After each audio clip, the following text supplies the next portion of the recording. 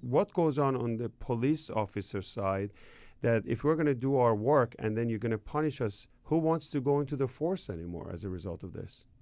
Well, that's a good point. But I think, we in professional policing have to realize that the paradigm has changed.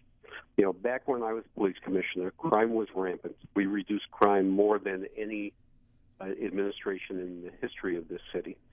And the response at the time, which was broken windows and a lot of stop and frisk, was the absolute right response at the time.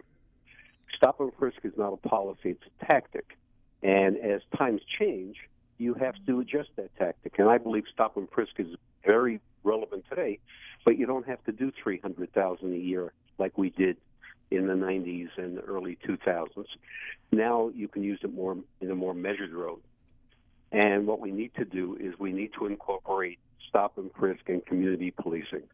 We need officers to get out of the car and engage with the community, not to be officer feel-good, but to let the community know what we're doing and how we're doing it and help to solve their problems.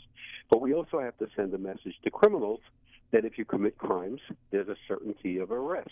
But they're not getting it has to be a balance. That's true. And, yeah. I think we've gone from crisis policing when crime was out of control to now assertive policing with community help.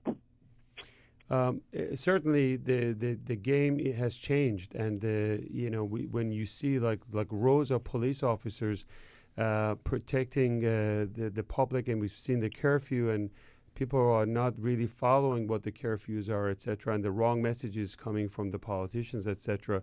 It can put. We saw the looting pictures, and people are become bolder, and I think the wrong messages are going out there. I just wanted to get the message out that I think we should give police officers a chance. These guys are risking their lives, and before we make a judgment on whether they're guilty or not, everybody needs to cool off until the facts are out. You're absolutely right. And, tragically, we had a police officer shot last night in Queens who's in critical condition, shot in the head by somebody carrying a gun. Which the police officers saw. But I think we also have to talk about the facts and not just concentrate on this 24-hour news cycle and everybody with videos. The fact is that the number of people shot by police is significantly down. In New York City, the number of shootings by police, the number of assaults, alleged assaults by police, the number of civilian complaints are all down significantly. Plus, New York City has the most diverse police force in the United States. So to cherry-pick these individual incidents, they are certainly tragic, but they're certainly not representative of the police force.